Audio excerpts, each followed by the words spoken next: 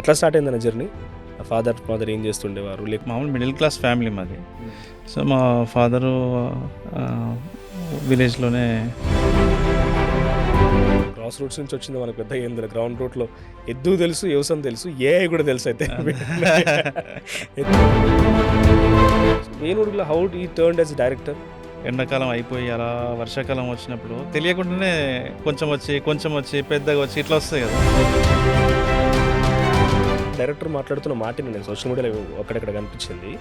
ఆయనకి act 4 act 5 ఏదో అంటే నాకు తెలియదు, నాకు వేనన్నా చెప్పిండు అలా అన్నాడు. కానీ తనకి కథ రాయడం అనేది మెయిన్. కథలో ఎమోషన్ క్యారీ చేయడం వస్తే వచ్చిన ఆర్రా మనోళ్ళు ఎక్కడ ఇది పదం వచ్చినారు అనేది రాదు, వచ్చిర్రా అనే పదం వాడుతూ ఉంటారు. ఇట్లా కొన్ని కూనీ అవుతూ ఉంటాయి తెలంగాణ యాస చూసినప్పుడు. ఎవరైనా తెలంగాణ యాక్సెంట్ తెలియని వాళ్ళు చేసినప్పుడు జరిగే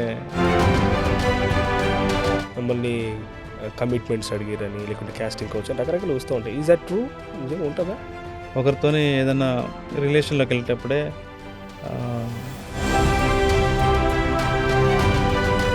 వెనకరికి ఒక ఫ్రెండ్ ఉంటాడన్న.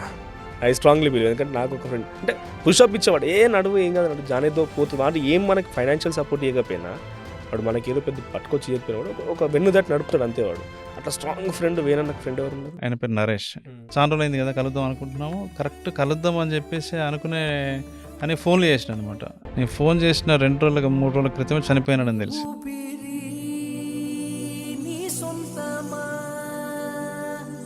నమస్తే, నేను మీ మనోజ్.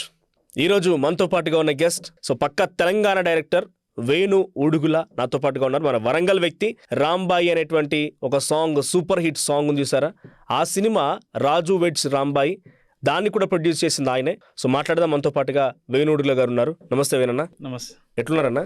మంచిగా ఉన్నా. డైరెక్టర్ అయిపోయింది. డైరెక్టర్తో నేనైతే చాలా ఇన్స్పైర్ అయినాను ఈ సినిమాలో నుంచి. చాలా దగ్గరగా ఉంటాయి. అంటే ఒక కాలేజ్ పిల్లాడు ఎన్ని ఇబ్బందులు పడతారు చదువుకోనికి, అమ్మయ్య ఎంత కష్టపడతారు ఫీజు కట్టడానికి, ఇవన్నీ అకాడమిక్ ప్రెషర్స్ ఒకటి. తర్వాత విరాట పర్వం కూడా కొంతమంది ఆ భావాలు లేకపోతే ఐడియాలజీ ఉన్న వాళ్ళు అభిమానించే సినిమాలు ఇవన్నీ కూడా. ప్రజలు ఏమనుకున్నా ఏమన్నా పక్కన పెడదాం. ఈ ఐడియాలజీ డైరెక్టర్ నుంచి ప్రొడ్యూసర్కి ఎందుకు మారమన్నా సడన్గా? ఇదేమి డైరెక్టర్ నుంచి ప్రొడ్యూసర్గా పూర్తిగా షిఫ్ట్ అవ్వడం కాదు. It's extension of my career. అదొక నా మెయిన్ కెరియర్కి అదొక సైడ్ కిక్ లాగా అనమాట. ఓకే.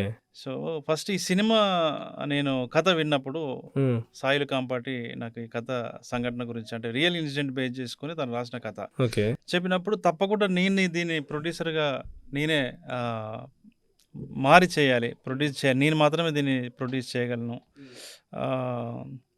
అంటే అతనికి ఫుల్ డైరెక్టర్గా అతనికి మొదటి సినిమా కాబట్టి ఫ్రీడమ్ ఇచ్చి అతనితో నేను చేయించడం జరిగింది.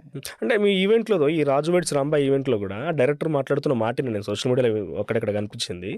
ఆయనకి యాక్ట్ 4 యాక్ట్ 5 ఏదో అంటే నాకు తెలియదు, నాకు వేనన్నా చెప్పిండు, నాకు అసలు ఆ సినిమాల కథే తెలుసు, నా దగ్గర ఉన్నది కథ ఒక్కటే, కానీ నాకు ఏం తెలియదు అని అన్నాడు. అటువంటి ఒక కొత్త పర్సన్ని తీసుకొచ్చి ఎట్లా సినిమా చేయాలనిపించింది? అంటే మీకున్న నమ్మకం ఏంది ఆయన మీద? అంటే అతను కథ చెప్పిన విధానము చాలా నిజాయితీగా అనిపించింది. చాలా కథలో ఉన్న వాతావరణం కావచ్చు, ఆ వాతావరణంలో ఉన్న పాత్రలు కావచ్చు, ఆ పాత్రలు మాట్లాడే మాటలు కావచ్చు, ఆ పాత్రల యొక్క వ్యక్తిత్వాలు కావచ్చు, చాలా నిజాయితీగా ప్రేమగా ఉండటం వల్ల నాకు ఒక ఫ్రెష్నెస్ కనిపించింది. ఒక సోల్, ఒక ఎనర్జెటిక్ సోల్ నాకు అతనిలో కనిపించింది. అలా అన్నాడు. కానీ తనకి కథ రాయడం అనేది మెయిన్. కథలో ఎమోషన్ క్యారీ చేయడం వస్తే ఏ గ్రాములు తెలియాల్సిన అవసరం లేదు. అద్భుతమైనటువంటి ఎమోషన్ అతను క్యారీ చేయగలిగాడు సినిమా అంతా కూడా. ఆ తర్వాత ఒక రియల్ ఇన్సిడెంట్ చేసుకుని దాన్ని ప్రాపర్గా మేనిఫెస్ట్ చేయగలిగాడు కథలో.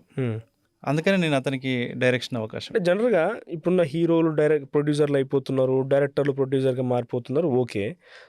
మీరు ప్రొడ్యూసర్గా మారినప్పుడు ఒక స్టార్ని పెట్టి తీస్తే నీకు ఇన్కమ్ వస్తుంది అనే ఒక బిజినెస్ ఆలోచించి, ప్రొడ్యూసర్ నథింగ్ బట్ బిజినెసే అది. వస్తుంది నాకు డబ్బులని ఆలోచించవచ్చు. ఒక మంచి హీరోయిన్ ఉన్నా ఆలోచించవచ్చు.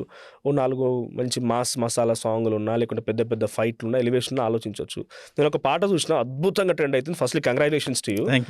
ఆ పాటలో చూస్తే అంత ఏం లేదు కదా, ఏదో కాలువ గట్ల పొంటి, లేకపోతే కొండ కోయల మధ్యలో, లేకపోతే చెట్ల మధ్యలో పల్లెటూరులో తీసిన సినిమా. ఈ సినిమాకి ప్రొడ్యూస్ చేసిరంటే ఎంతో లేదన్నా కొంత డబ్బులు పెట్టాలి. ఎట్లా డేర్ చేసిరు దీనికి? మీరు అన్నట్టుగా స్టార్స్తోని సినిమాలు చేయడానికి స్టార్ ప్రొడ్యూసర్స్ ఉన్నారు. చాలా ప్రొడక్షన్ హౌసెస్ ఉన్నాయి. హ్మ్. కానీ కంటెంట్ బేస్ ఉన్న సినిమాలు తీయడానికి కొంత తక్కువ మంది ప్రొడ్యూసర్స్ మాత్రమే ఇక్కడ ఉన్నారు. హ్మ్. సో, మనము ఒక కంటెంట్ బేస్ సినిమా తీసినప్పుడు హ్మ్. సినిమా ఇండస్ట్రీలో కూడా ఒక డైవర్సిటీ వస్తది. హ్మ్. సో, మనం కూడా సినిమా ఇండస్ట్రీలో ఉండి ఇక్కడ తిండి తింటున్నాం కాబట్టి ఒక పే బ్యాక్ చేసినట్టుగా కూడా ఉంటది కదా! హ్మ్. అందుకనే నేను స్ స్టార్స్ ఎలాగో మనకివ్వరు. అది వేరే విషయం. ఇచ్చినా మనం అంత పెట్టుబడులు పెట్టేంత అది లేదు. అందుకనే కంటెంట్ బేస్ ఉన్న ఆహ్, జీవితాన్ని ఎవరైతే ఆహ్, చెప్పగలుగుతారో ఎవరైనా కొత్త డైరెక్టర్స్. సో, వాళ్ళతోనే చేయాలి. చిన్న సినిమాలు చేయాలని నేను అనుకోని చేసింది. సో, ఇప్పుడు ప్రొడ్యూసర్‌గా మీరు మారారు కాబట్టి నేను డైరెక్ట్‌గా ఒక సూటి క్వెషన్ అడుగుతున్నా. 500 కోట్లతో సినిమా, 1000 కోట్లతోని సినిమా, 2000 కోట్లతో సినిమాలొస్తున్నాయి. తెలుగు ఇండస్ట్రీ నుంచి చాలా అద్భుతంగా కొన్ని కోట్ల కోట్లు పలుకుతున్నాయి. ఒకప్పుడు బాలీవుడ్ నుంచి వచ్చేవి. ఇప్పుడు బాలీవుడ్‌ని మించొస్తున్నాయి తెలుగు టాలీవుడ్ నుంచే సినిమాలు. సో, నువ్వు ప్రొడ్యూసర్‌గా చేసినావు కాబట్టి ఎక్కువ ఖర్చు దేని మీద అయిద్దని ఒక సినిమా మీద? ఆర్టిస్ట్‌ల మీద అవుతుంది. ఒక్కొక్క ఆర్టిస్ట్‌కి 6-10 మంది స్టాఫ్ ఉంటారు. హ్మ్. వాళ్ళకి ఒక్కొక్కరికి 5,000, 10,000 అలా ఉంటుంది. ఆహ్, ఆర్టిస్ట్‌లకి స్టార్ డైరెక్టర్ ఉంటే డైరెక్టర్స్‌కి తక్కువుంటది. హీరో, హీరోయిన్‌ల రెమ్యునరేషనే సినిమా బడ్జెట్‌ని పెంచుతున్నాయి. డెఫినెట్‌లీ క్యాస్టింగే. సో, ఎందుకంటే మార్కెట్ కూడా వాళ్ళ మీదనే జరుగుతుంటది గదా! మార్కెట్ జరిగేది వాళ్ళ మీదనే వాళ్ళు సెంట్రిక్‌గానే జరుగుతుంది. బిజినెస్ జరిగేది. అట్లెందుకు పెద్ద పెద్ద మార్కెట్ ఉన్న సినిమాలు గూడా హీరోలు గూడా వచ్చి చేసిన సినిమాలు అట్టర్ ఫ్లాప్ అయినయి లేవా? ఉంటాయి. మరప్పుడు తిరిగిస్తారా వాళ్ళు? ఇవ్వరు. అంటే సినిమా ఇండస్ట్రీ మొత్తం నడుస్తుంది హీరో, హీరోయిన్‌ల మీద. ఆళ్ళకెక్కువ బడ్జెట్ ఇచ్చి. సక్సెస్ అయితే వాళ్ళది. ఫెయిల్యూర్ అయితే మాత్రం వాళ్ళు యాక్సెప్ట్ జేయరు. అంతేనా? ఒక డైరెక్టర్‌గా, ఇప్పుడు ఒక ప్రొడ్యూసర్‌గా. లేదు. అంటే వాళ్ళు they are taking some remuneration and acting అంతే. వాళ్ళకి సంబంధం లేదు. హ్మ్.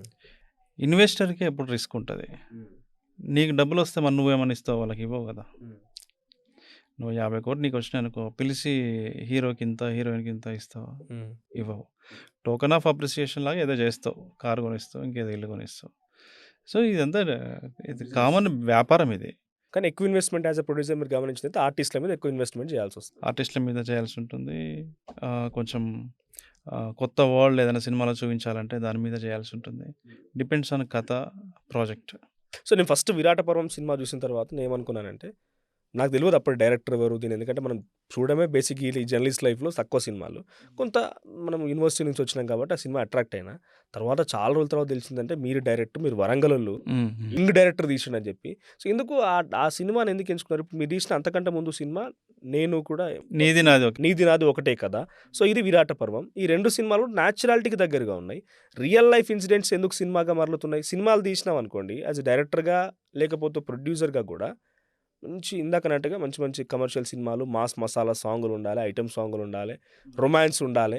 హ్మ్. దాని హ్మ్. తర్వాత పోరాగాళ్ళు బయటున్న యువత మొత్తం పిచ్చి పిచ్చి కొట్టక సావాలిగ సినిమా హీరో పోస్టర్ జూషినా, హీరో పోస్టర్ జూషినా.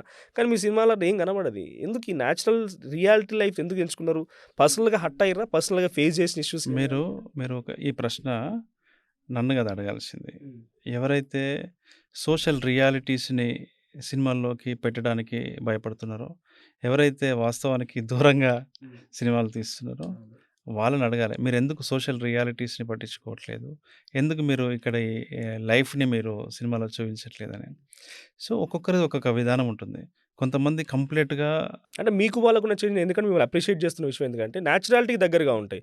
వాళ్ళు కొట్టుడుతోటే 10 పల్టీలు పడిపోయి ఇంకో దగ్గర ఇవన్నీ కాదు. న్యాచురాలిటీ దగ్గరే ఉంటాయి. సో, దీని ద్వారా ఇప్పటికి ప్రజలు దీన్ని ఆదరిస్తున్నారు అనుకుంటున్నారా? సర సగము ఆన్సరే అయిందది. తప్పుగా అర్థం చేసుకునే అవకాశం ఉంది జనాలు. సో, ఏందంటే ఒక్కొక్కరికి ఒక్కొక్క స్ట్రెంత్ ఉంటుంది. ప్రతి ఫిల్మ్ మేకర్‌కి తనకంటూ ఒక పర్స్పెక్టివ్ ఉంటుంది. తను చూసే విధానం ఈ సమాజాన్ని, జనాల్ని తను చూసే విధానంని బట్టి తన సినిమా ఉంటుంది. కొందరికి ఫిక్షన్ అంటే బాగా ఇష్టం. కొందరికి ఫోక్ అంటే చాలా ఇష్టం. కొంతమందికి సైన్స్ ఫిక్షన్ అంటే ఇష్టం.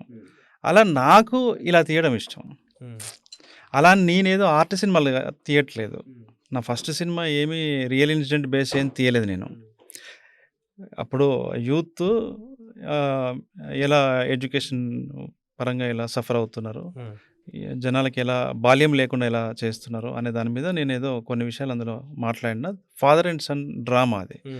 సెకండ్ ఒకటి నేను రియల్ ఇన్సిడెంట్ బేస్ చేసుకొని నేను చేశాను. సో, ఏది చేసినా గూడా ఏంటంటే, నా స్వభావం ఏదైతుందో, నా టెంపర్‌మెంట్ ఏదైతుందో అది రిఫ్లెక్ట్ అవ్వటం వల్ల మీకలాగ అనిపిస్తుంది. సో, అందుకనే నేనవి తీస్తున్నాను. సో, కమర్షియలే ఇవి గూడా. ఇప్పుడు కమర్షియల్ కానిదేది లేదు. బిజినెస్ అనేది ఎవరికైనా చేస్తున్నామంటే ఒక వ్యాపారం చేస్తున్నాం. సినిమా అయితే వ్యాపారం అనేది. హ్మ్. కొంతమంది తన ఆర్ట్ ఫార్మ్ నుంచి వచ్చి వాళ్ళు తమ టాలెంట్‌ని ఎక్స్‌ప్రెస్ బిజినెస్. చేసుకునే వాళ్ళు ఉన్నారు. కానీ ఎక్కువగా జరిగేది బిజినెస్. 100%. ఇప్పుడు మీరు తీసినటువంటి ఈ సినిమాల్లో యాజ్ ఎక్స్‌పెక్టెడ్ రీచ్ మీకు దొరికిందనుకుంటున్నారా? మీకు 'విరాట పర్వం' ముందే ఆహ్, మార్కెట్ అంటే బిజినెస్ అయిపోయింది. 'నీది నాదొకే కథ' బిజినెస్ అయిపోయింది. ముందు బిజినెస్ అవ్వలేదు. తర్వాత మంచి అప్లాజ్ వచ్చింది. 80,00,000లో తీసాం మేము 'నీది నాదొకే కథ' సినిమా. 80,00,000 ఓకే. అది తక్కువ బడ్జెట్. నారా రోహిత్ గారు ప్రొడ్యూసర్. ఓకే. సో, 'విరాట పర్వం' బడ్జెటు అందరికి తెలిసిందే. అది మంచి అదొచ్చింది. ఏది కూడా కమర్షియల్‌గా మనం ఫ్లాప్ అయింది గానీ, కమర్షియల్లీ అంటే ఎప్పుడు మనకు రావాల్సిన పెట్టుబడి రాకనప్పుడు అది ఒక ఫ్లాప్ లాగా కన్సిడర్ చేస్తారు. సో, అట్లా. I got very good huge respect. So, first cinema 'నీది నాది ఒకటే కదా!' ఆల్మోస్ట్ మీరంటున్న తర్వాత ఫస్ట్ బిజినెస్ కాకపోయినా తర్వాత అద్భుతమైన బిజినెస్ అయింది. ప్రతి ఒక్కరు కూడా ఆ సినిమా చూడంగానే యెస్ అంటే వాళ్ళు తనని తాను ఊహించుకోవచ్చు. రిలవెంట్. సో, సెకండ్ సినిమాకొచ్చేసరికి కంప్లీట్‌గా ఇదొక అంటే మావోయిస్ట్, లెఫ్టిస్ట్ ఐడియాలజీతో ఉన్నటువంటి సినిమా. సో, నాకు తెలిసి మీరు దీని మీద రిసర్చ్ కూడా చేసిర్రు అన్నట్టుగా తెలిసింది. సో, ఈ సినిమాల్ని చాలా తక్కువ మంది చూజ్ చేసుకుంటారు. దట్ టూ తెలంగాణలో మీరు చూసిన సినిమాలలో మన 'భూపాలపల్లి', 'వరంగల్ అడవులల్లా', లేకపోతే 'ములుగు అడవులల్లా', 'రవణ' అని ఒక పాత్ర, 'వెన్నెల' అని ఒక పాత్ర ఇవన్నీ పెట్టి తీయడం అంటే ఇది కనెక్ట్ అయితది పబ్లిక్ అనుకున్నారా ఉన్న సిట్యుయేషన్‌లో? అంటే ఒకటండి యాక్చువల్ అది ఆహ్, 90స్‌లో ఉండే ఒక పొలిటికల్ కాంటెక్స్ట్ బ్యాక్‌డ్రాప్‌లో చేసిన ఒక లవ్ స్టోరీ. సో, ఇప్పుడు ఆ పొలిటికల్ కాంటెక్స్ట్, ఆ రాజకీయ సందర్భం ఇప్పుడు లేకపోవటం వల్ల యూత్‌కి కొంత డిస్‌కనెక్టింగ్‌గా అనిపిచ్చింది. హ్మ్. అంటే ఇంకొకటి మేము రిలీజ్ చేసిన టైము అది కోవిడు. ఆ! కోవిడ్ అయిపోయింది అప్పుడే. అది ఎగ్జామ్స్ పిల్లలకి ఆ టైం గూడా ప్రాపర్‌గా చేయలేదు. నైజాంలో బాగా చేసింది. హ్మ్. ఏది 'విరాట పర్వము.' అటువైపు చేయలేదు. బట్ నెట్‌ఫ్లిక్స్ రిలీజ్ అయిన తర్వాత huge response. Huge response. Huge response. One of the best films in 2022 వాళ్ళు వేశారు. వాళ్ళు ఆల్రెడీ ఒకటి రిలీజ్ గూడా చేశారు. అంటే ఇది బాగా వర్కౌట్ అయిన సినిమా అది. నేను గూడా అనుకోకుండా నేను మళ్ళీ మీతో మాట్లాడతాను, ఇంటర్వ్యూ తీసుకుంటాను అనుకోలే, ఎక్స్‌పెక్ట్ చేయలేదు. బట్ 2 డేస్ బ్యాక్ నేను కూడా నెట్‌ఫ్లిక్స్‌లో ఈ సినిమా చూసిన. హుహు. అంటే నేను ఎక్కువగా చూసి అరే! మళ్ళీ మళ్ళీ చూడాలనిపించిన సినిమా దాంట్లో ఒక టాప్ 10లో 'విరాట పర్వం' ఉంటదేమో. అవునవును. ఎందుకంటే దాని మ్యూజిక్కు, బ్యాక్‌గ్రౌండ్ స్కోర్, న్యాచురాలిటీకి చాలా దగ్గరగా ఒకప్పుడు ఎట్లా ఉండే, లేకపోతే మన ఫ్యూచర్ ఫర్దర్ అంటే ప్రీవియస్ జనరేషన్స్ ఎట్లా ఫేస్ చేసినాయి నిజంగానే ఈ దురహంకారం ఇవన్నీ కనిపించినాయి. ఎందుకంటే నేను కూడా ఆ ప్రాంతానికి సంబంధించిన కోల్ బెల్ట్ ఏరియా కాబట్టి. అవును. ఎట్లా అంటే అప్పటికే 'రానా' తర్వాత 'సాయి పల్లవి' ఒక మంచి స్టార్డమ్ ఉన్న వ్యక్తులుగా ఉన్నారు. ఎట్లా అప్రోచ్ అయ్యారు? వాళ్ళు ఎట్లా యాక్సెప్ట్ చేసారు ఈ టైప్ ఆఫ్ కంటెంట్‌కి? ఎక్కువగా ఇప్పుడు 'రానా' సినిమాలు చూసిన 'బాహుబలి' అంటే చాలా పెద్ద ఎలివేషన్స్ ఉంటాయి. అంటే మీరు 'రానా' గారు తీసిన సినిమాలన్నీ మీరు చూస్తే ఒక మంచి కంటెంట్ బేస్ కథా బలమైన సినిమాలే చేశాడు. ఇంపార్టెంట్ సినిమాలు చేశాడు.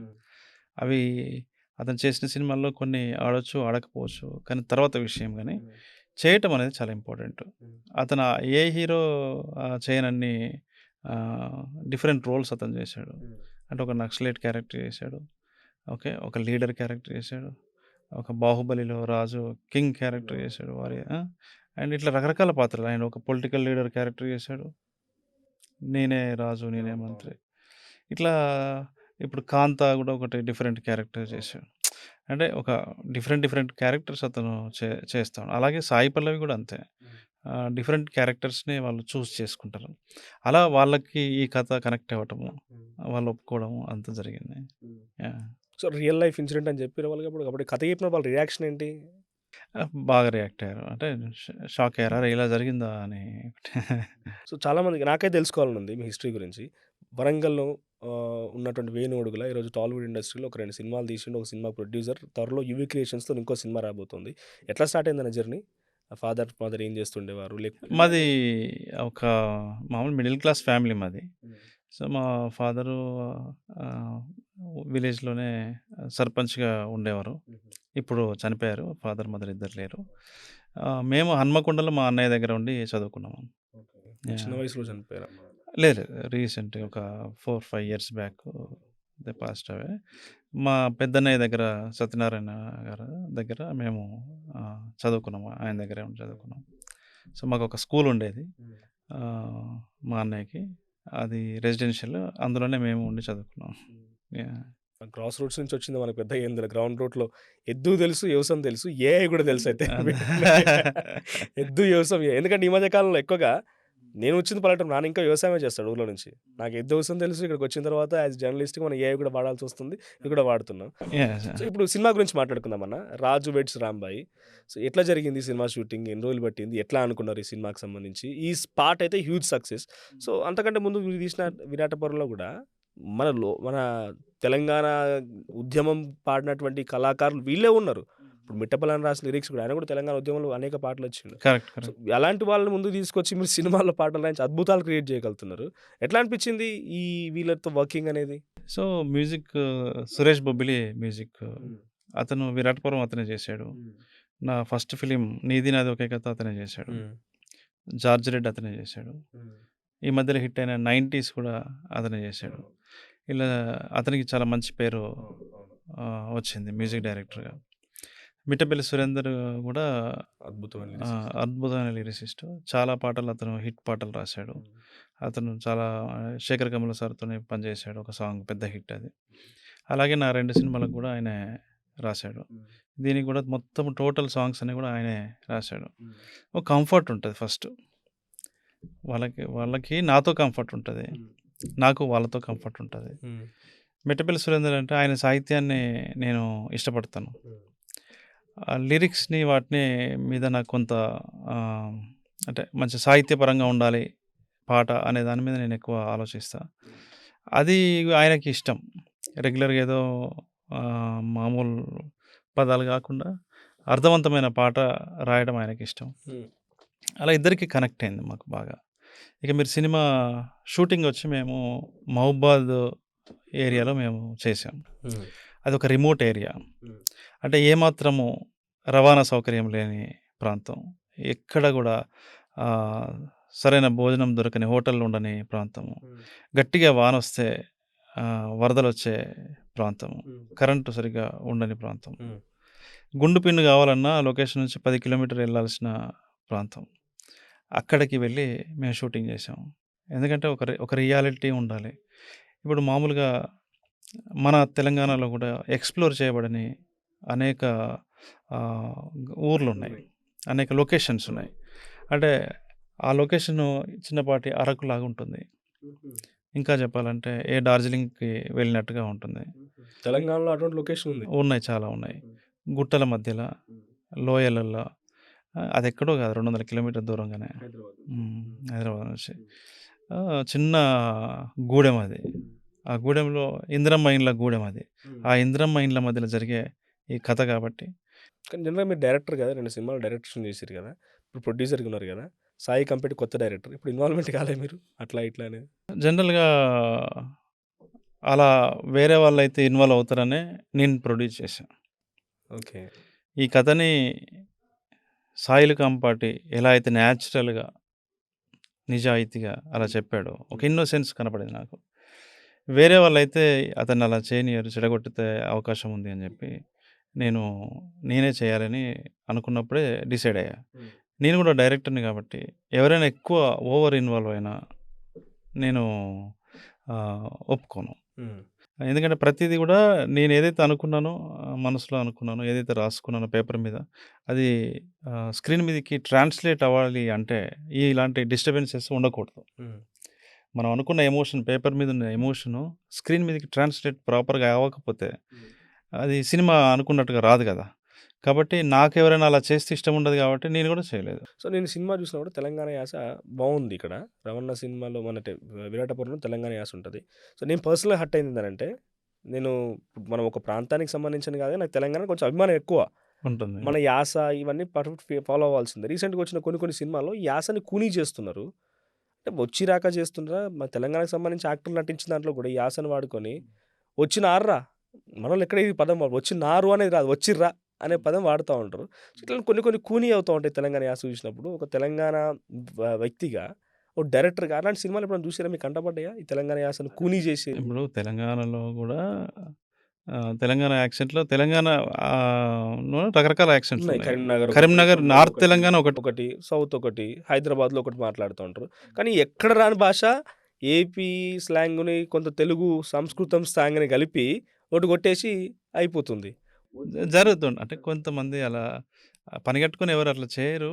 అంటే రాని వాళ్ళని ప్రయోగించడం వల్ల కొన్ని డిఫాల్ట్స్ వస్తున్నాయి. కొంచెం అవగాహన లేక జరిగే పొరపాట్లు తప్ప తెలంగాణ వాళ్ళకి యాక్సెంట్ అంటే చాలా ఇష్టం కాబట్టి ఎవరైనా తెలంగాణ యాక్సెంట్ తెలవనోళ్ళు చేసినప్పుడు జరిగే అది.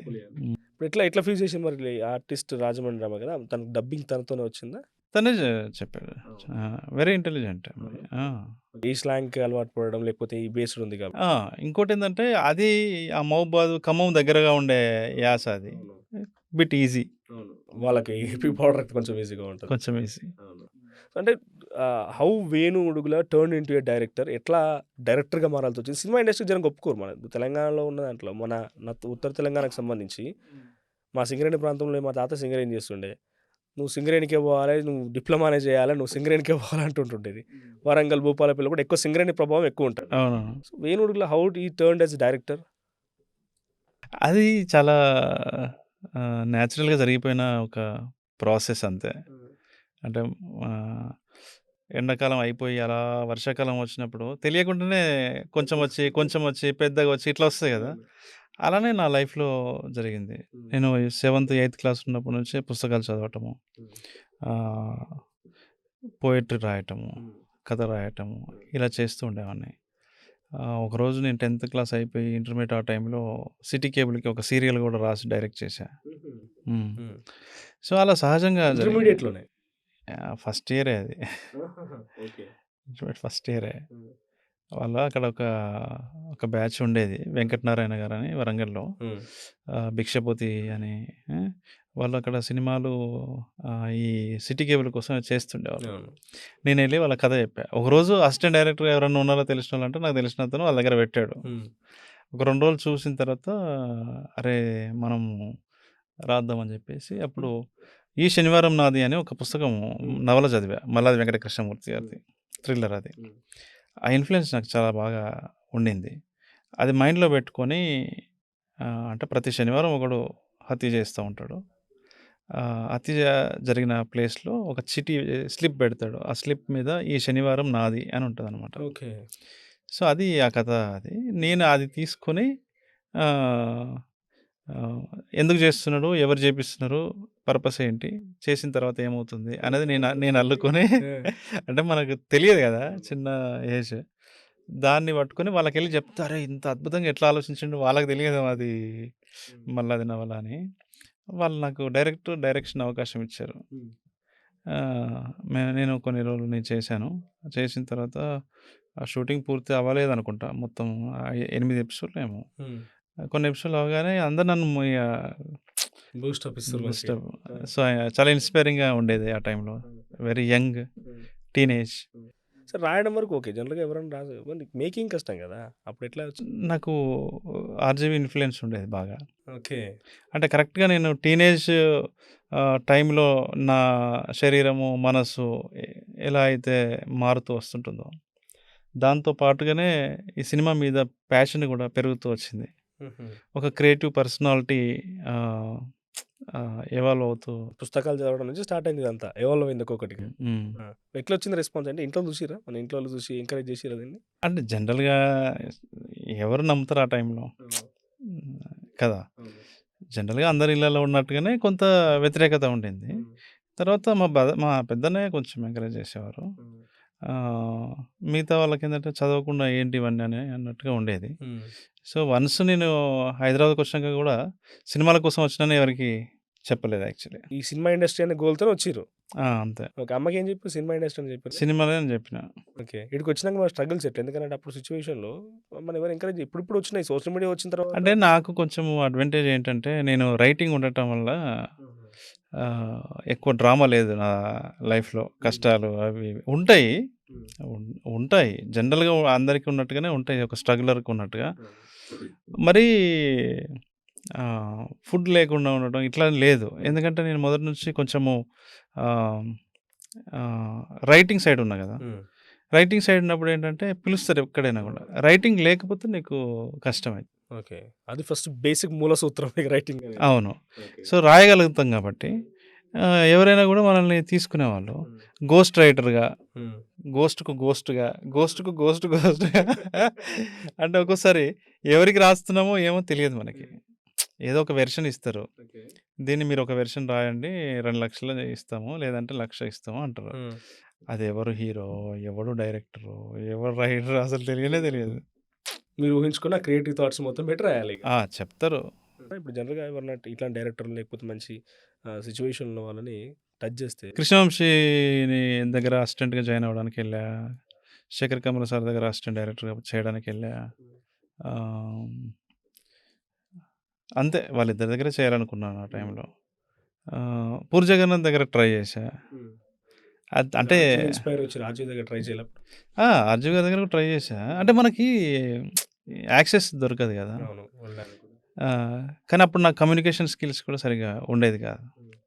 అంటే నేను రూరల్ తెలంగాణ నుంచి వచ్చిన ఒక మిడిల్ క్లాస్ ఫెలో. అవును. సో, తెలుగు మీడియం నేను హ్మ్. ఆ టైంలో. అంటే కొంత చదువుతాను కాబట్టి తెలుగులో మంచిగా మాట్లాడతా. మంచి తెలుగు మాట్లాడతా గానీ ఆహ్, ఇక్కడ కమ్యూనికేషన్ స్కిల్స్ అంటే మనకు భాష ఇంగ్లీష్ అది రాదని కాదు. వెళ్ళినప్పుడు ఇనిషియేట్ తీసుకోవాలి. ఎలా ప్రెజెంట్ చేసుకోవాలి మనల్ని మనము అట్లాంటివి నాకు తెలియదు. సో, అక్కడ కొంచెం ఆహ్, నేను కనెక్ట్ అయ్యేవాడిని కాదనమాట తొందరగా. హ్మ్. అసలు ముందు నన్ను ఆయన దగ్గరికే అంటే ఎవరినైతే కలవాలనుకుంటున్నానో వాళ్ళ దగ్గరికే రీచ్ అవ్వడం కష్టమే. హ్మ్. అట్లా. ఇండస్ట్రీలో ఎవ్వరు పరిచయం లేదు వచ్చేసప్పటికి. ఎవరు తెలియదు. చక్రవర్తి అని ఒక టీవీ ఆర్టిస్ట్ ఉన్నాడు. ఆయన మన వరంగల్ ఫ్రెండ్ అనమాట. ఓకే. అతనొచ్చినప్పుడు మాత్రము అంటే అతన్ని వెతుక్కుంటూ వచ్చాడు. ఆయన అప్పటికే ఇండస్ట్రీకొచ్చాడు. హ్మ్. వచ్చి అతను కూడా స్ట్రగుల్ అవుతున్నాడనమాట. ఏదైనా దాంట్లో మంచి పాత్ర చేయడం కోసం. హ్మ్. అయితే నేనిక్కడికొచ్చినా అనే విషయం అక్కడ కామన్ ఫ్రెండ్స్‌కి తెలిసి అతను పాపం వెతుక్కుంటూ వచ్చి నన్ను మధుమహంకాళి గారని ఒక యాడ్ ఫిల్మ్ డైరెక్టరు, సినిమాటోగ్రాఫర్ ఉన్నారు. అతని దగ్గర పెట్టించారనమాట. హ్మ్. యాడ్స్‌కి వాటికి సీరియల్స్‌కి అసిస్టెంట్ రైటరు, హ్మ్. అసిస్టెంట్ డైరెక్టర్‌గా ఆయన దగ్గర పెట్టించారనమాట. హ్మ్. సో, అక్కడ నాకు చాలా ఎక్కువ టైం దొరికేది నాకు. నేను అప్పుడే హైదరాబాద్ ఫిల్మ్ క్లబ్‌లో జాయిన్ అయ్యాను. హుహు. సో, నాకు ఇరానియన్ ఫిలిమ్సు, వరల్డ్ ఫిలిమ్సు ఇట్లా అన్నీ చూస్తూ ఉండేవాడిని. ఎవ్రీ వీక్ ఒక 2, 3 ఫస్ట్ ఆపర్చునిటీ యాస్ అసిస్టెంట్ డైరెక్టరో లేకపోతే ఒక స్టోరీ రైటరో ఒక సినిమాకి ఫస్ట్ ఆపర్చునిటీ వచ్చింది? నేను చాలా యాడ్ ఫిలిమ్స్‌కి, డాక్యుమెంటరీస్‌కి డైరెక్టర్‌గా పనిచేశా. ఓకే. నేను వెళ్ళిన నేను మధుమాంకల్ సార్ దగ్గర జాయిన్ అయిన కొన్ని రోజుల్లోనే నాకు రైటర్‌గా అవకాశం వచ్చింది. హ్మ్. త్రిపురనేని గోపీచంద్ నవల ఒకటి 'పరివర్తన' అనే నవలని హుహు. దూరదర్శన్ వాళ్ళు ఒక టెలిఫిల్మ్‌గా చేశారు. ఓకే. దానికి నేను రాశాను. ఓకే. అంటే దాన్ని తెలుగులో అంటే దాన్ని నవల నుంచి screen screen play play. Translate చేశాను. డైలాగ్స్ రాశాను. హ్మ్. అది నంది అవార్డ్ కూడా వచ్చింది. ఆ ఓకే. సినిమాకి, నాకు ఓకే. కాదు. ఆ ఓకే. సినిమాకొచ్చింది. ఓకే. సో, అక్కడి నుంచి ఇగ నేను ఎప్పుడు గూడా ప్రామినెంట్ పొజిషన్‌లోనే ఎక్కడ జాయిన్ అయినా గూడా ప్రామినెంట్ పొజిషన్‌లోనే ఉన్నాను. ఓకే. యాస్ ఎ రైటర్‌గా మంచి పేరుంది ఫస్ట్ నుంచి. రైటర్, డైరెక్టర్ గూడా దానికి నేను కో డైరెక్టర్‌ని, రైటర్‌ని గూడా. ఓకే. అప్పటి వరకు అసలు నేను ఎవరి దగ్గర చేయలేదు యాక్చువల్లీ. ఆహాహా! అంటే సెల్ఫ్ థాట్ ఇదంతా గూడా. అంటే ఎవరు నేర్పించింది గాదు. ఎవరో కూర్చోబెట్టి ఇట్లా రా, అట్లా నేర్పించింది కాదు. ఓన్‌గా ఓన్‌గా అనుకుంది కాదు. సొంతంగా నేర్చుకున్నది. అవును. సొంతంగా ఇంటర్నెట్‌లు అవి ఇవి వెళ్ళి హ్మ్. చూసి హ్మ్. వేరే వాళ్ళవి నేను ఒక cinema every Saturday Hyderabad film క్లబ్‌లో షో ఉండేది. హ్మ్. అంటే ఒకసారి జర్మనీ ఫిల్ము, హ్మ్. ఒకసారి రష్యన్ ఫిల్ము, హ్మ్. ఇరానియన్ ఫిల్మ్ అని. ఒక సినిమా చూసాను అంటే హ్మ్. ఆ సినిమా డైరెక్టర్ బయోపిక్ అంటే బయోగ్రఫీ అంతా నేను చూడడము. హ్మ్. నెక్స్ట్ డే అంటే నెక్స్ట్ 2, 3 డేస్ ఆ ట్రాన్స్‌లో ఉండేవాడిని. హ్మ్. ఇప్పుడు for example 'Andrew Tarkovsky' film first time అక్కడ చూసా నేను. హ్మ్. నేనక్కడ 'ఇవాన్స్ చైల్డ్‌హుడ్' అని సినిమా చూసా. హ్మ్. నాకు చాలా మైండ్ బ్లాక్ అయింది. హ్మ్. కథ నాకు అర్థం కాలేదు. హ్మ్. కానీ ఏదో అనుభూతి నేను పొందాను. హ్మ్. చాలా ఇన్‌స్పైరింగ్ అనిపించింది. హ్మ్. తర్వాత నేను ఇంటర్నెట్‌కెళ్ళి ఆ డైరెక్టర్ ఎవరు? 'ఇవాన్ చైల్డ్‌హుడ్' ఎందుకు తీశారు? ఆ బ్యాక్ డ్రాప్ ఏంటి? అలా చదువుకొని నోట్స్ రాసుకునేవాడిననమాట. అలా ప్రతి వీక్ అలా చేసేవాడిని. చేయడం వల్ల ఏంటంటే నాకు తెలియకుండానే మరి డైరెక్టర్ల మీద ఇంట్రెస్ట్ ఎందుకొచ్చింది? స్టోరీ మొదటి నుంచి నాకు 2 ఉన్నాయి. ఓకే. వాళ్ళ బ్యాక్‌గ్రౌండ్ నేను ఇంట్రెస్ట్. బతకడం కోసమే రైటింగ్ చేశా అప్పుడు. హ్మ్. వేరే వాళ్ళకి రాయడం నాకసలు ఇష్టం ఉండదు. ఓకే. అప్పుడు ఇష్టం ఉండేది కాదు. ఓకే. నేను తర్వాత రాసాను గానీ, అప్పుడు ఇష్టం ఉండేది కాదు. ఓకే. సో, నాకు ఆహ్, అంటే లైవ్లీహుడ్ ఉండాలి కదా! ఏదో మనకి అవును. ఫుడ్‌కి కిరాయిలు కట్టుకోవాలి. అవును. పెట్రోల్ పోసుకో టఫ్ సిట్యుయేషన్ ఏమనిపించింది వచ్చిన తర్వాత? అంటే నేను అంత అంటే ఏదో సాధిద్దామనే వస్తాం. ఈడికొచ్చిన తర్వాత ఎదుర్కుంటాం. అరే అబ్బా! ఇక సాధించలేకపోతున్నాం. ఇక పోదామా అనే సిట్యుయేషన్ పీక్ మూమెంట్ వస్తది. దాని తర్వాత మళ్ళీ హైకెళ్ళిపోతాం మనం. ఆ పీక్ మూమెంట్ వచ్చిందా ఎప్పుడన్నా? ఈ ఈ లైఫ్ స్పాన్‌లో? 1, 2 సార్ల అనిపించింది గానీ, వద్దు మనం మళ్ళీ అట్లా బ్యాక్ స్టెప్ ఏస్తే కష్టమైతది. హ్మ్. అప్పుడు ఎవరో అడిగారు, 'సాక్షి' అప్పుడే కొత్తగొస్తుంది. హ్మ్. ఎక్కువ సాలరీస్ ఇస్తున్నారని ఒకరిద్దరు ఫ్రెండ్స్ జాయిన్ అయ్యారు. ఆహ్, "నువ్వు రాయగలవు, డైరెక్ట్ చేయగలవు." అప్పటికే నేను డాక్యుమెంటరీస్ చేశా. అవును. యూఎన్‌డీపీ డాక్యుమెంటరీ చేశా. హ్మ్. అదక్కడ ఐక్యరాజ్య సమితిలో స్క్రీనింగ్ అయింది. హ్మ్. హుహు. ఇట్లా కొన్ని మంచి వర్క్స్ చేశా. హ్మ్. సో, ద ఫైనెస్ట్ వర్క్స్ చేశా. అయితే అతనేమన్నారంటే, "అది ఇంత మంచిగా చేసినావు గదా! ఆహ్, చాలా ఎక్కువ సాలరీస్ ఇస్తున్నారు. నువ్వు రా" అన్నారు. కొంచెం టెంప్ట్ అయినా. హ్మ్. ఏ ఏముంది ఒక్కడినే ఇప్పుడు అని ఎందుకు ఎళ్లి మళ్ళీ అని మళ్ళీ ఆహ్, ఆగిపోయా. డ్రాప్ అయిపోయారు. డ్రాప్ హ్మ్. అయినా. హ్మ్. సో, ఎప్పుడు గూడా నేనేదన్నా అనుకుంటే ఆహ్, ఎప్పుడు గూడా నేను మళ్ళీ వెనకడుగు వేయను. హ్మ్. ఏదైనా చేయాలి అనుకుంటే నేను సినిమా ప్రొడ్యూసర్ అవ్వాలనుకున్నాను. డైరెక్టర్ అవ్వాలనుకున్నాను. అయ్యాను. హ్మ్. ఒక ప్రొడ్యూసర్ అవ్వాలి అంటే చాలా కష్టం. హ్మ్. చాలా కష్టం. సో, అయ్యాను. ఆహ్, అవ్వడం కోసం ఏం చేయాలో అవి చేశాను. రేపు సినిమా రిలీజ్ కోసం గూడా దాన్ని జనాల్లోకి తీసుకెళ్ళడం కోసం ఎంత వరకైనా వెళ్ళటం కష్టపడ్ కానీ నేను ఆ ప్రాంతానికి సంబంధించిన నా ఫ్రెండ్స్ గాని, లేకపోతే ఇంకా చాలామంది ఆ ఏరియా నుంచి ఉన్నారు కాబట్టి, వరంగల్, నిజామాబాద్, ఆదిలాబాద్, కరీంనగర్‌లో అంటే ఇట్లా టఫెస్ట్ సిట్యుయేషన్ ఎదుర్కొని కొంత అంతో ఇంతో మంచి సిట్యుయేషన్ ఒక పొజిషన్‌లో ఉన్నటువంటి దాని ప్రతి ఒక్కరికి కూడా వెనకనికి ఒక ఫ్రెండ్ ఉంటాడన్న. I strongly believe. ఎందుకంటే నాకు ఒక ఫ్రెండ్ అంటే పుష్ అప్ ఇచ్చేవాడు. "ఏ నడువు ఏం కాదు నడువు జానేద్దో పోతది." వాడు ఏం మనకి ఫైనాన్షియల్ సపోర్ట్ ఇయ్యకపోయినా, వాడు మనకేదో పెద్ద పట్టుకొచ్చి ఇయ్యకపోయినా కూడా ఒక ఒక వెన్నుదట్టి నడుపుతాడు అంతే వాడు. అట్లా స్ట్రాంగ్ ఫ్రెండ్ వేనన్నకు ఫ్రెండ్ ఎవరు? ఉన్నారు కొంతమంది. హ్మ్. అయితే ఒక్కదాని గురించి చెప్తా. హ్మ్. అయితే మేము ఫస్టు ఇక్కడికొచ్చిన తర్వాత మా ఊరతను ఒక ఫ్రెండు జీడిమెట్లలో ఉండేవాడనమాట. హ్మ్. సరే అని నా రూముంది ఆడికి రమ్మన్నాడనమాట. హ్మ్. నేను ఆయన రూమ్‌కి వెళ్ళాను. హ్మ్. ఆయనే అప్పుడు ఏదో సూపర్వైజర్ అని చెప్పాడు. సరే అప్పుడు ఫోన్స్ ఏం లేవు. వెతుక్కుంటా ఆయన పనిచేసే పెయింటింగ్ ఫ్యాక్టరీకి వెళ్ళాను. హ్మ్. వెళ్తే అక్కడ ఆయన వాచ్‌మెను. నేను చూసి షాక్ అయినా. నేనేమనుకున్నా వీడు సూపర్వైజర్ కదా! 2, 3 నెలలు వీడి కంపెనీలో ఏదైనా పని ఇప్పిస్తే హ్మ్. చిన్నదైనా నేను కొంచెం పైసలొస్తాయి గదా! ఆ తర్వాత నేను కృష్ణానగర్‌లో అక్కడిక్కడ తిరిగొచ్చని నేను అనుకున్నాను. హ్మ్. ఎళ్తే పాపం తను అంటే ఊర్లో చెప్పుకోలేక తను ఒక సెక్యూరిటీ గార్డ్. హ్మ్. చూసి "నువ్వు సూపర్వైజర్ అన్నావు గదా మామ" అని నేనన్నా. "అదే మామ ఇక్కడ ఉండి సూపర్వైజ్ చేయాలి వచ్చేటోళ్ళని పోయేటోళ్ళని" అన్నాడు. సరే ఓకే. ఫైన్ అని మరి రూము అంటే, "నా రూము పోదాం పా" అని పోయాం.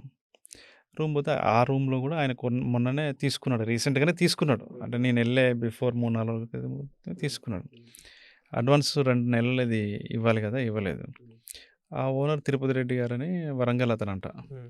సరే మన వరంగల్ పిల్లోలని, సర్లే మీరు 10, 15 రోజుల్లో ఇచ్చేద్దురులెండి హ్మ్. అని అన్నాడు. అది 1 మంత్ అయింది. హ్మ్. 1 మంత్ అయిపోయింది. అడ్వాన్స్ ఇయలేదు. ఆ నెల రెంట్ కూడా ఇయలేదు. హ్మ్. 2 మంత్స్ అయింది. హ్మ్. అది ఇవ్వలేదు. ఓ రోజు ఆయనొచ్చి చెప్పాడు మీరు ఖాళీ చేయండి అది అని. అమ్మ నీ అమ్మ ఖాళీ చేస్తే ఇప్పుడు నేను బుక్ అయిపోతా కదా! ఏం చేయాలో తెలియదు. హ్మ్. నేనేమో అప్పుడు డైలీ పాసెస్ ఉండేది. హ్మ్. నేను ఇటువైపు వచ్చేసి ఈ యూసఫ్‌గూడ, కృష్ణానగర్ వచ్చి తిరిగి మళ్ళీ ఎళ్ళేవాడిననమాట. అవును. వన్ ఒకరోజు అలా వెళ్ళేసరికి ఆహ్, ఖాళీ చేసి ఎళ్ళిపోయాడాయన. ఆహా! సో, ఏం చేయాలో తెలియలేదు. నేనుంటే ఇప్పుడు ఆయనొచ్చి నన్నడుగుతాడు గదా! అవును. నేను గూడా బట్టలు సర్దుకొని నేను గూడా జంపు. హ్మ్. నేను గూడా ఎటెళ్ళాలో తెలియదు. హ్మ్. లకడి కప్పుల్లో రవీంద్ర భారతి ఉంది గదా! హ్మ్. రవీంద్ర భారతిలో రఘుబాబు స్మారక నాటకోత్సవాలు జరుగుతున్నాయి. ఓకే. అది ఆహ్, 2 అవర్స్ ఉంటాయి నాటకాలు ఉండేది. అవును. వన్ ఈవినింగ్ నేనెళ్ళి బ్యాగ్ పట్టుకొని సూట్‌కేస్ అది. మా మదర్ సూట్‌కేస్ అది. కూర్చున్నా. ఇక నేను నాటకాల మీద అట్లా చూస్తున్న నాటకం ఏదో వస్తుంది చూస్తున్నా గానీ, మనసంతా నెక్స్ట్ ఎక్కడికెళ్ళాలి? ఎక్కడ పండుకోవాలి? ఎట్లా ఫుడ్ ఏం తినాలి? ఇట్లా ఉండింది. అప్పుడు ఒకతనొచ్చి నా పక్కన కూర్చున్నాడు. ఏటూరు నాగరం అతను. ఆయన పేరు నరేష్. కూర్చొని ఎంతైంది ఎంతసేపయింది స్టార్ట్ అయ్యి అన్నాడు. అంటే ఇప్పుడే అన్న 10 నిమిషాలయింది అన్నా. ఏం జరిగింది అనంటే నేను ఆయనకి ఎక్స్‌ప్లెయిన్ చేస్తున్నా ఇట్లా. ఈ క్యారెక్టర్, ఈ క్యారెక్టర్, ఈ క్యారెక్టర్ అని. అంటే ఆయనకి నచ్చింది. నేను చేసిన నాకు ఎక్స్‌ప్లెయిన్ చేసిన విధానం నచ్చింది. దాంట్లో మధ్యలో ఇంటర్వెల్ గూడా ఉండింది. సరే చాయ్ తాగేద్దాం పా అన్నాడు. అంటే పర్లేదన్నా, పర్లేదన్నా. ఏ రా అబ్బా! తాగుదాం పా అన్నాడు. సరే అని అందరం కలిసి నేను ఇద్దరం కలిసి అలా చాయ్ తాగడానికి క్యాంటీన్‌కెళ్ళాం. నాతో పాటు సూట్‌కేస్ అట్నే పట్టుకొనొచ్చాను. "ఏంది నీ సూట్‌కేస్ ఏంది? నీ కథ ఏంది?" అన్నాడు. అంటే అన్న ఇట్లా మాది వరంగల్‌లో ఆహ్, ఇట్లా సినిమా ఇండస్ట్రీ కోసం వచ్చిన అనంగానే ఎక్కువ అటెన్షన్ పే చేశాం. చేసిన తర్వాత కాసేపు మాట్లాడుకున్నాం. మళ్ళీ లోపలికొచ్చినాం. నాటకం అయిపోయింది. 10:30 అయింది. "ఎక్కడ రూమ్ ఎక్కడ?" అన్నాడు. రూమ్ లేదు ఏం లేదు. మా రూమ్‌మేట్ చెప్పకుండా జంప్ అయిండు. ఇప్పుడు నేనుంటే ఆ 2, 3 నెలల రెంట్ నా మీద పడితే నాకు దగ్గర పైసలు లేవన్నా. నేను కూడా జంప్ అయినా అని నేను అన్నాననమాట. "అరే! మరెట్లా ఎక్కడుంటావు?" అన్నాడు. "అదే చూస్తున్నా అన్న ఎటన్నా అంటే బస్ స్టాండ్ కన్నా పోదాం అనుకుంటున్నా అన్న." ఆహా! "ఏ లేదు మా రూమ్ పోదాంపా" అని రూమ్ తీసుకుపోయాడనమాట. హైదర్‌గూడలో ఉండేది స్లమ్ ఏరియాలో. ఆ రోజు ఇద్దరం కలిసి వాళ్ళ రూమ్‌లో వంట చేసుకొని ఇక చాలా రోజులు మేము కలిసి అంటే ఆయనే హెచ్‌డిఎఫ్‌సి బ్యాంక్‌లో జాబ్ పెట్టేసి ఆయన సేల్స్ ఎగ్జిక్యూటివ్ అనమాట. ఓకే. అలా కొన్ని రోజులు అయిన తర్వాత మళ్ళీ నేను వెళ్ళిపోయా. నేను వెళ్ళిపోయిన తర్వాత టచ్‌లో లేడు ఆయన. నా ఫస్ట్ సినిమా ఏంటో తెలియదు. నేను ఏడున్నానో తెలియదు ఆయనకి. నా దగ్గర కూడా నంబర్ పోయింది. సో, తర్వాత 'విరాట పర్వము' సినిమా రిలీజ్ తర్వాత ఫోన్ చేశాడనమాట. ఆయన వరంగల్‌కి షిఫ్ట్ అయిపోయాడు అప్పటికే. రియల్ ఎస్టేట్ ఏదో చేస్తున్నాను. నాకు తెలిసింది నువ్వే అని నేను అది చాలా హ్యాపీ ఫీల్ అయ్యాను చాలా. అట్లా మేము 1, 2 ఇయర్స్ ఉన్నాం ఆ టైంలో. అదే రూమ్ అంటే హైదర్‌గూడ ఇందిరా పార్క్ దగ్గరికి షిఫ్ట్ అయినాం మళ్ళీ. ఆ ఓనర్ ఒక్కరే ఉంటా అన్నారని ఖాళీ చేపిచ్చిందనమాట. వేరే దగ్గరికి షిఫ్ట్ అయిపోయినాం మేము. తర్వాత సరే నేను కలుద్దాం అనుకుంటున్నాము. ఆహ్, చానా రోజులైంది గదా! కలుద్దాం అనుకుంటున్నాము. కరెక్ట్ కలుద్దాం అని జెప్పేసి అని ఫోన్‌లు చేసినాననమాట. వరంగల్‌కెళ్ళేటప్పుడు ఏటూరు నగరం వెళ్దాము లేదా వరంగల్‌లో గూడా కలుద్దాం అని ఫోన్ చేస్తే తను నేను ఫోన్ చేసిన 2 రోజులకి 3 రోజుల క్రితమే చనిపోయినాడని తెలిసింది. అది కొంచెం బాధ అనిపించిన విషయం. సో, నరేష్ అనే వ్యక్తి ఎప్పుడు నాకు లైఫ్‌లో ఆహ్, ఒక మెమొ చేయిచ్చినప్పుడు. ఒక మెమొరీ చేయిచ్చాడు, హెల్ప్ చేశాడు చాలా. సో, అది చాలా రోజులు డబ్బులు లేకున్నా కూడా ఆయన చూసుకున్నాడు. చాలా నెలలు నాకు జీతం వచ్చే వరకు అట్లా. సో, లవ్ స్టోరీ ఉందన్నా వినడానికేమన్నా? పాస్ట్‌లో? లేదు అంటే లేదు. ఇటువంటి సెక్టార్‌లో ఉన్న వాళ్ళకి పెద్దగా అటువైపు ఎళ్లరేమో. బట్ నేను అనుకుంటున్నా. అట్లేం లేదు. ఎవరైనా ఎళ్తారు. ఏ సెక్టార్‌లో ఉన్న వాళ్ళైనా ఎళ్తారు. లవ్ స్టోరీ లేకుండా ఎవరు అంటే ఏదో ఉండరు. గట్టి స్టోరీ ఉన్నదైతే. అహా! లేదు. లవ్ స్టోరీ ఏం లేదా? లేదు. నేను ఆల్రెడీ ఐయామ్ మ్యారీడ్. అంటే ఇప్పుడు అయినా చెప్పొద్దు. ఉండొచ్చంట.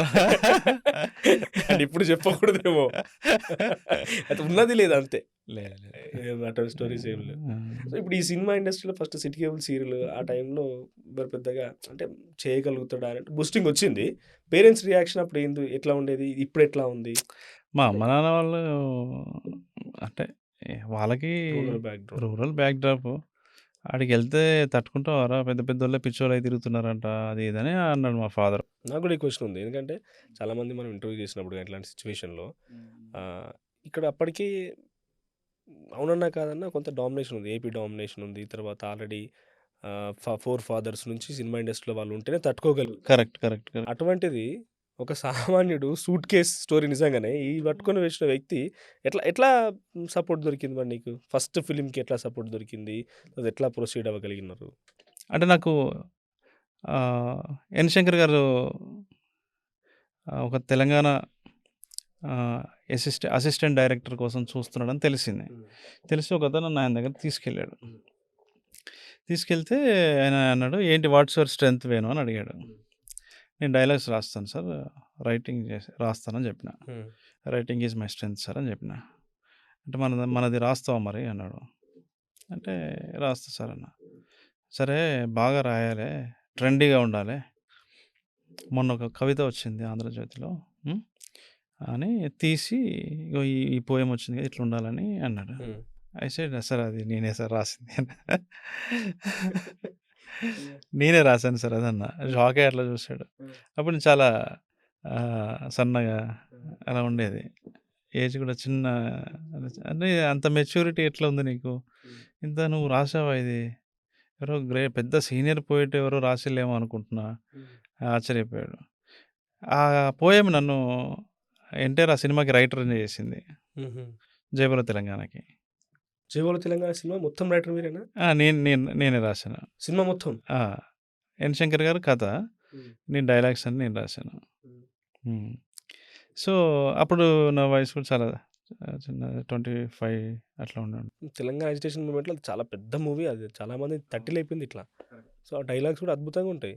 నేను ఫస్ట్ తెలుసుకుంటున్నా ఈ విషయం. నేనే రాశానది. తర్వాత మళ్ళా ఒకసారి మళ్ళీ కొన్ని రోజులకు 4, 5 సంవత్సరాలకి ఆహ్, ఒక పోయెము వచ్చినప్పుడు ఒకతను ఫోన్ చేశాడు. హ్మ్. జనరల్‌గా ఫ్రీక్వెంట్‌గా నాకు కవితలు వస్తూ ఉండేటివి. హ్మ్. చాలామంది ఫోన్స్ చేస్తుండేవాళ్ళు. కింద నంబర్ ఇచ్చేవాళ్ళు 'ఆంధ్రజ్యోతి' వాళ్ళు. అందులో ఒక కాల్ వచ్చింది. చాలా బాగుంది. అద్భుతంగా రాసారు. అసలు ఎలా రాయగలుగుతున్నారు? ఏంటి? నీ వయసెంత? హ్మ్. ఏ ఊరు మీది? ఇలాంటియన్నీ అడిగారు. హ్మ్. ఏం చదువుకున్నావు? ఏంటి అని. అడిగి చివరికి అడిగారు. అసలు ఏం పని చేస్తారు మీరు అని అడిగారు. హ్మ్. నేను సినిమా ఇండస్ట్రీలో డైరెక్టర్ అవ్వడం కోసం తిరుగుతున్నా. స్ట్రగుల్ అవుతున్నాను సార్. హ్మ్. ప్రొడ్యూసర్‌ల కోసం తిరుగుతున్నా సార్ అన్నా. హ్మ్. ప్రొడ్యూసర్‌ల కోసం తిరుగుతున్నావా నువ్వు? ఓకే. సరే ఒకసారి నేను చంద్రబోస్‌ని నా పేరు. నేను లిరిసిస్ట్ చంద్రబోస్‌ని అన్నాడు. ఓహ్! అంటే నాకింకా చంద్రబోస్ అంటే అందరికీ తెలుసు కదా! మనకి ఒక ఒక రోల్ మోడల్ కదా! 'చక్రి', 'చంద్రబోస్' వీళ్ళంతా మనకి. హ్మ్. ఇక నేను చాలా హ్యాపీ ఫీల్ అయినా. హ్మ్. అప్పటికి ఆయన మాట్లాడే విధానం ఇవన్నీ చూస్తుంటే ఎన్నో ఇది తెలిసిన మనిషిలాగా కనిపిస్తున్నాడు అనే ఫీలింగ్ వస్తుండేది. స్లాంగ్ గుర్తుంది. స్లాంగు ఆయన మాట్లాడే విధానం అంతా. హ్మ్. అంటే నిజంగానా అన్న? నిజంగానా అంటే, నిజం తమ్ముడు. అరే! హ్మ్. నేను చంద్రబోస్‌ని. హ్మ్. నాకు బాగా నచ్చింది పోయెము. నువ్వు రా ఇంటికి రా అని నెక్స్ట్ డే ఇంటికి పిలిపించుకున్నాడు. హ్మ్. పిలిపించుకొని ఏ కథ చేయాలనుకుంటున్నావు అనంటే నేను ఒక కథ చెప్పిన. ఇది వద్దు. పెద్ద బడ్జెట్ ఇది. నీకెవరు ఆర్టిస్ట్‌లు డేట్‌లివ్వరు హీరోలు. ప్రొడ్యూసర్ కూడా ఎవరు నమ్మరు. చిన్నగా సినిమా ఏదన్నా చెయ్యి. తక్కువ బడ్జెట్‌లో అన్నాడు. అంటే అప్పటికప్పుడే ఒకలా కథ చెప్పా. అబ్బా! ఇది బావుంది. ఇది అయితే చాలా బావుంటది. ఆ! అని చెప్పి ఆయన అదే 'నీది నాదొకే కథ.' హ్మ్. ఆయన వెంటనే సురేష్ బాబు గారికి ఫోన్ చేసి చెప్పాడు. హ్మ్. 'కెఎస్ రామారావు' గారికి ఫోన్ చేసి చెప్పాడు. హ్మ్. జమినీ కిరణ్ గారికి ఫోన్ చేసి చెప్పాడు. హ్మ్. మా ఊరు అబ్బాయి చిన్న పిల్లోడు. హ్మ్. యంగ్ ఫ్రెష్‌గా ఉన్నాయి థాట్స్. తక్కువ బడ్జెట్. ఈ 4, 5 పదాలే చెప్పాడు. హ్మ్. అందరూ పంపండి, పంపండి అన్నాడు. ఈ 2, 3 రోజుల్లో వస్తారు మీ దగ్గరికి అని చెప్పాడు. చెప్పగానే next day first Suresh Babu గారి దగ్గరికి. హ్మ్. ఆ గేట్ దగ్గరికెళ్ళగానే భయమేసింది. హ్మ్. ఎందుకంటే అప్పటికే చాలామంది ప్రొడ్యూసర్‌లకి చెప్పి అబ్బా! ఇది బాగుంది గానీ కమర్షియల్‌గా నడవదు అని నన్ను వెనక్కి పంపించారు చాలామంది. దానివల్ల సైకలాజికల్‌గా ఫియర్ ఆఫ్ రిజెక్షన్ అనేది పెరిగిపోయింది. అవును. అక్కడికెళ్ళి రిజెక్ట్ అవ్వడం ఉంటది గదా! హ్మ్. రిజెక్ట్ అయిన తర్వాత కొన్ని రోజులు నాకు డిస్టర్బెన్స్‌గా ఉంటది. చాలా గందరగోళంగా ఉంటుంది. సరే రిజెక్షన్ చేయకముందుకే అసలది పోస్ట్‌పోన్ అయితే బావుండు మీటింగ్ అనుకునేవాడిని. ఓహ్! అలా సురేష్ బాబు గారికి చెప్పలేదు. అలా కలవలే? ఎవరిని కలవలేదు. లోపలికెళ్ళి కలవలే కనీసం? కలిసే ధైర్యమే రాలే నాకు. గేట్ దాకా పోయి వచ్చిర్రా కలవకుండా? జమినీ కిరణ్ గారైతే మెట్లెక్కి రమ్మను, రమ్మను, రమ్మను ఆ అబ్బాయిని హ్మ్. అని లోపలున్నాడు. ఆయన వెయిట్ చేస్తున్నాడు. లోపల ఎళ్ళకుండా బయటికి పారిపోయొచ్చాను. హ్మ్. బయటికొచ్చేసిన. వాళ్ళు ఒప్పుకోరు. ఇది రిజెక్ట్ అంటే మన మెటీరియల్ మనకు ఫుల్ కాన్ఫిడెన్స్ ఉంది. ఇంక అవతల వాళ్ళకి ఇది అట్లా ఉపయోగపడుద్దో లేదో అని ఫియర్ ఆఫ్ రిజెక్షన్ వచ్చేసింది మీకు. నీది నాది ఒకే కథ అప్పటికి చాలా అడ్వాన్స్. హ్మ్. అప్పుడు నడుస్తున్న సినిమాలన్నీ అంటే రెగ్యులర్ కమర్షియల్ ఫార్మాట్‌లో ఉన్న హ్మ్. టెంప్లేట్‌లో ఉన్న సినిమాలు. హ్మ్. ఈ టెంప్లేట్ డిఫరెంట్‌గా ఉంది. ఓకే. అప్పుడు ఓటీటీ లేదు. హ్మ్. ఉంది గానీ ఇట్లా లేదు. ఇప్పుడు 'చంద్రబోస్' గారి రిఫరెన్స్‌తో వెళ్ళినటువంటి ప్రొడ్యూసర్‌లో ఎవరిని కలవలే మీరు? ఆ ముగ్గురిని కలవలే. హ్మ్. అయితే 15 రోజుల తర్వాత నాకు ఏ రోజైతే కలిసి అందరికి ఫోన్‌లు చేశాడు కదా! నెక్స్ట్ డేనే యూఎస్ ఎళ్ళిపోయాడు చంద్రబోస్ అన్న. అయ్యో! ఇక నాకు టెన్షను. హ్మ్. ఈ నా నంబర్ కూడా వాళ్ళకి పంపించాడు కదా. నాకు సురేష్ బాబు గారి దగ్గర నుంచి మెసేజ్ రాలేదు కానీ మిగతా వాళ్ళ దగ్గర నుంచి మెసేజ్లు వచ్చినాయి అనమాట. వాళ్ళ అసిస్టెంట్లు ఎవరో పెట్టారు. నేను రెస్పాండ్ అవ్వలే. నాకు ఒక గిల్ట్ ఫీలింగ్ ఏంటంటే ఆయన అంతగానో అంత పెద్దగా మనుషులకు చెప్తే నేను పోలేదు. గిల్ట్ ఫీలింగ్ వచ్చేసింది నాకు. 10-15 రోజుల తర్వాత ఓ రోజు నాకు సడన్గా కందికొండ గారు ఫోన్ చేశారు. కందికొండ అన్న ఉన్నారు కదా, ఎక్కడున్నావు అన్నాడు. నేను రూమ్లో ఉన్నా అన్న, ఇంట్లో ఉన్నా అన్న. అర్జెంటుగా కేబీఆర్ దగ్గర రా, కేబీఆర్ పార్క్కి రమ్మన్నాడు. ఎందుకు అన్న, అది బోస్ అని అడుగుతున్నాడు. అబ్బా అన్న ఇప్పుడు కలవాలా అన్న. లేదు లేదు నువ్వు ఎట్లా ఫేస్ చేయాలో తెలియదు కదా, నువ్వు రా ఫస్ట్ అన్నాడు. పోయినా పోగానే వాకింగ్ చేస్తున్నాం అందరం. ఇక చేస్తుంటే నీకు ఒక విషయం చెప్పాలి అని అన్నాడు.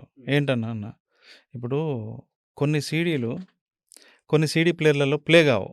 అలా ప్లే కానంత మాత్రాన ఇందులో విషయం లేదని కాదు, అందులో విషయం లేదని కాదు, రెండిట్లో ఉంటుంది, కంపారబిలిటీ కుదరదు. కాబట్టి వాళ్ళు రిజెక్ట్ చేశారేమో అని చెప్పి నువ్వు ఫీల్ అవ్వద్దు, మనం మళ్ళీ ప్రయత్నిద్దాం ఇంకొకరిని. నీ భావాలకు దగ్గరగా ఉండే ఒక ప్రొడ్యూసర్ నీకు దొరుకుతాడు, ప్రయత్నం చేస్తూనే ఉండు, నేను పంపిస్తూనే ఉంటాను అన్నాడు. నేను చూసి అన్న అసలు పోలేదన్నా.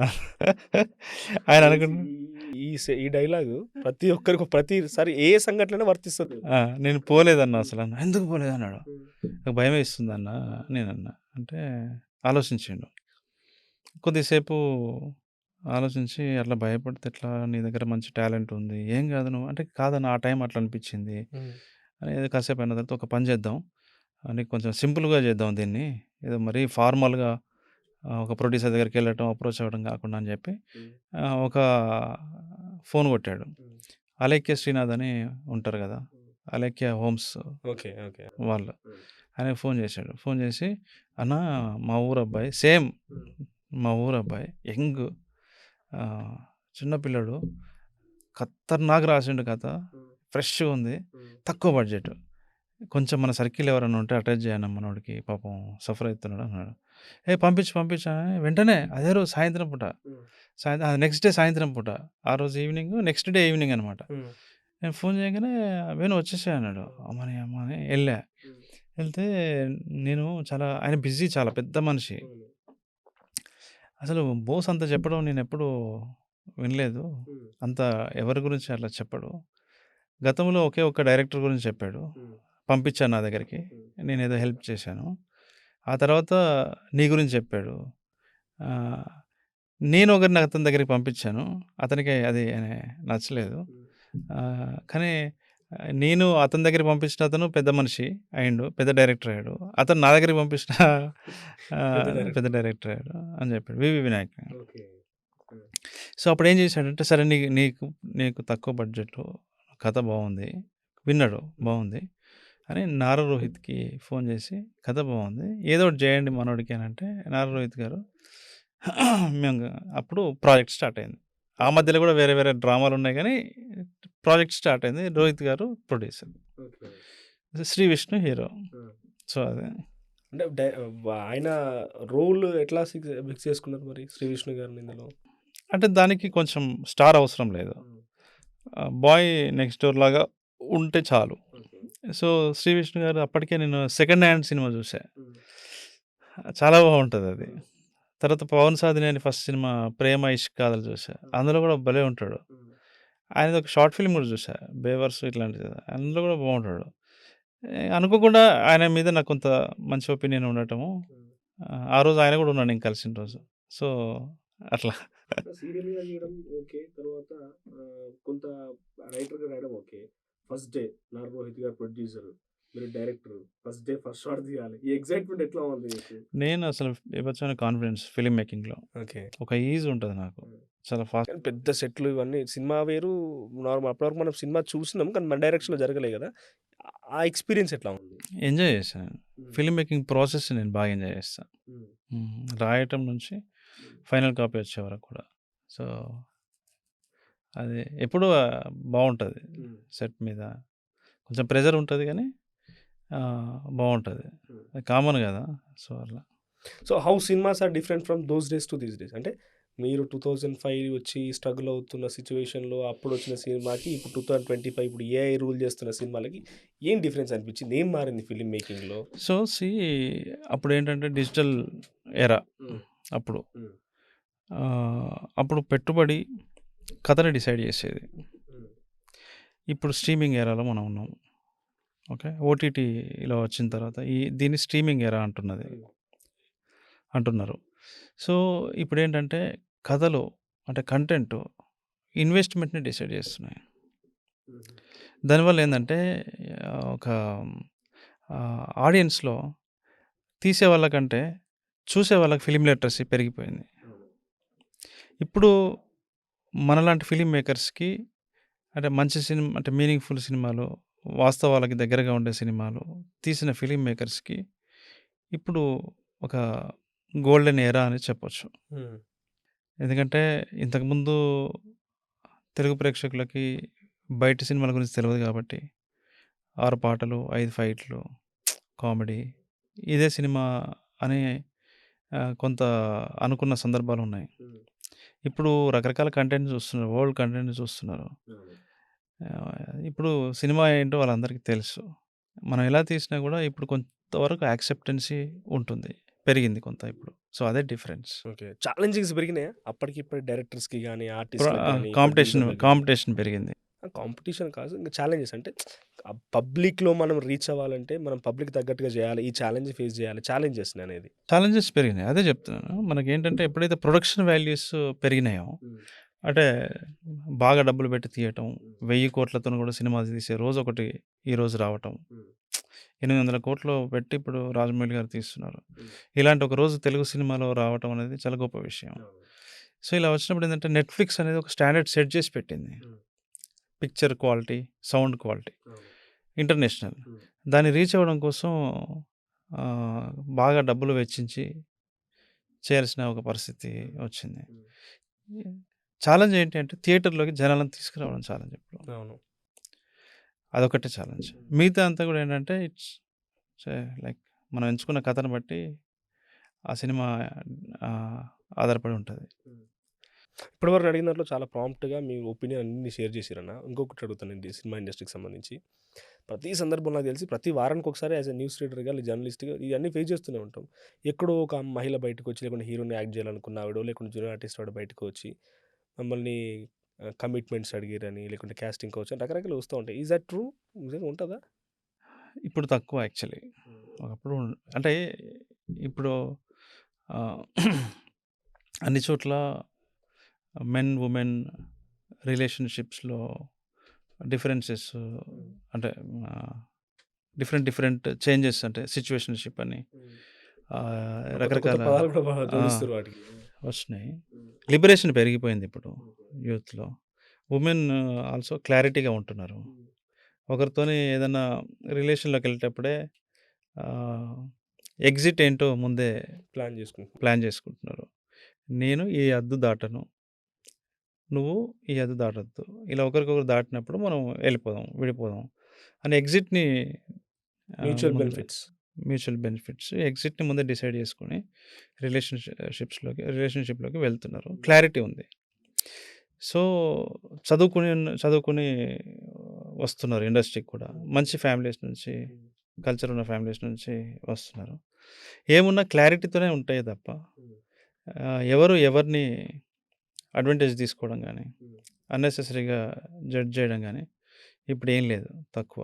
1, 2 చోట్ల ఏదైనా అయితే అది వాళ్ళ వ్యక్తిత్వాల మీద ఆహ్, ఉన్న ప్రాబ్లమ్ తప్ప డెఫినెట్‌లీ అవుతది. ఇప్పుడు ఎవడో ఒకడు ఉండొచ్చు.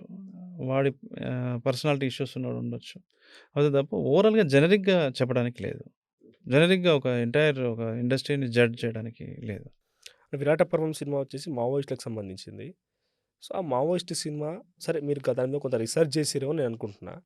ఇప్పుడు ప్రెజెంట్ డేస్‌లో మావోయిజం అనేది పూర్తిగా అంతమైపోతుంది. ఈరోజు గూడా నేను మీతో ఇంటర్వ్యూ చేసే కంటే ముందు హిడ్మా అంతమయిండు, మా ఎన్‌కౌంటర్‌లో మరణించాడని ఒక వార్త చెప్పి వచ్చిన మీ దగ్గరికి ఇంటర్వ్యూ చేసే టైం కూడా.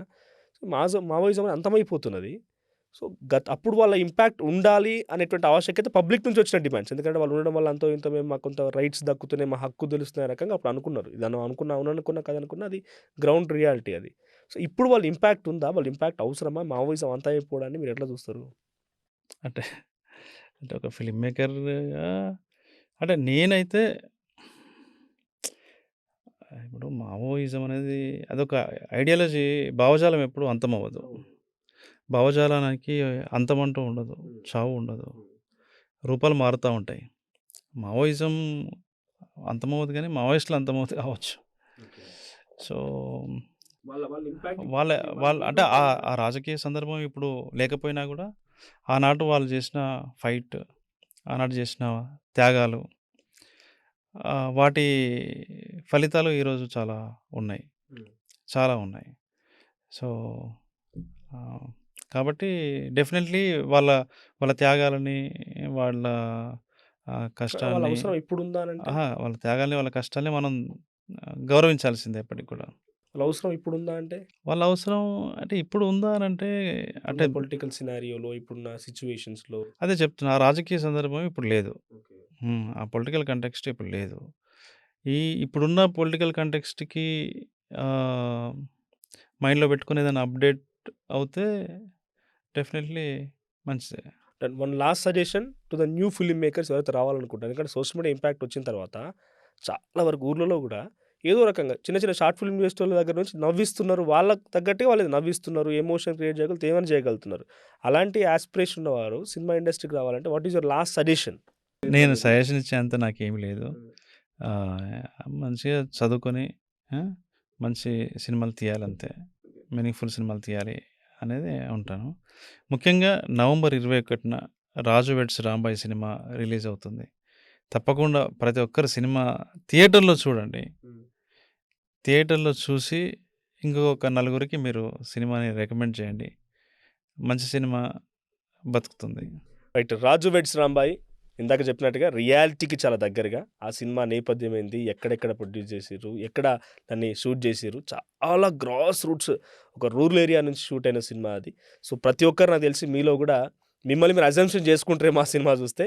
నవంబర్ 21కి 'రాజు వెడ్స్ రాంబాయి' అన్న వేణు అన్న ప్రొడ్యూస్ చేసిన సినిమా. సాయిలు కంపట్టి డైరెక్షన్‌లో వచ్చిన సినిమా. మన లిరిసిస్ట్‌గా మిట్టపల్లి సురేందర్ అన్న 'రాంబాయి నీ మీద నాకు మనసాయ' అనే సాంగ్ ఎంత ఉర్రూతలూగిస్తోంది. నాకు తెలిసి సోషల్ మీడియా ట్రెండింగ్‌లో ఉంది ఇప్పుడు ఆ సాంగ్, రైట్? ట్రెండింగ్‌లో ఉంది. కరెక్ట్. Firstly hearty congratulations. ఆ ట్రెండింగ్‌లో ఉన్న సాంగ్ చూస్తేనే అర్థమైపోద్ది ఎంత అద్భుతాలు సృష్టించగలుగుతాం అనేది. ఏమన్నా ఫైనల్‌గా ఏం ఎక్స్‌పెక్ట్ చేయొచ్చు రేపటి రోజున ఫర్దర్‌గా వేణు నుంచి? ఇంకా ఏమేం సినిమాలు రాబోతుందో ఒక్క చిన్న మాట. I don't know sir. నాకు తెలియదు. నేను చేసుకుంటా ఎళ్తాం అంతే. పని చేసుకుంటూ, మంచి సినిమాలు తీసుకుంటూ నేను వెళ్తాను. మంచి సినిమాలని మీరు ఎక్స్‌పెక్ట్ చేయొచ్చు. థ్యాంక్ యూ అన్న. సో, ఇది వేణు ఉడుగుల గారితో స్పెషల్ ఇంటర్వ్యూ. చూస్తూనే ఉండండి. Thank you.